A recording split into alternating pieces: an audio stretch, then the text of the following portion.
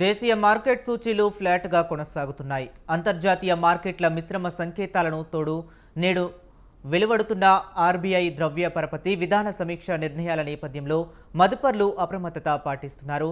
దీంతో సూచీలు స్వల్ప లాభాల్లో ట్రేడ్ అవుతున్నాయి. సెన్సెక్స్ 76.14, నిఫ్టీ 11.2 పాయింట్ల లాభంతో 24,660.75 పాయింట్ల వద్ద కొనసాగుతున్నాయి. డాలర్తో రూపాయి మారకం విలువ 16 పైసలు బలపడి 87.72గా కొనసాగుతుంది.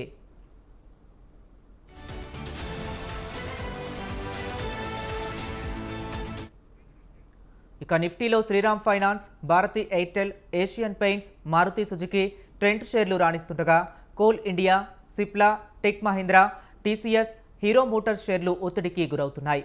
సుంకాలపై ట్రంప్ వ్యాఖ్యల నేపథ్యంలో ఆసియా, పసిఫిక్ మార్కెట్లు మిశ్రమంగా కదలాడుతున్నాయి.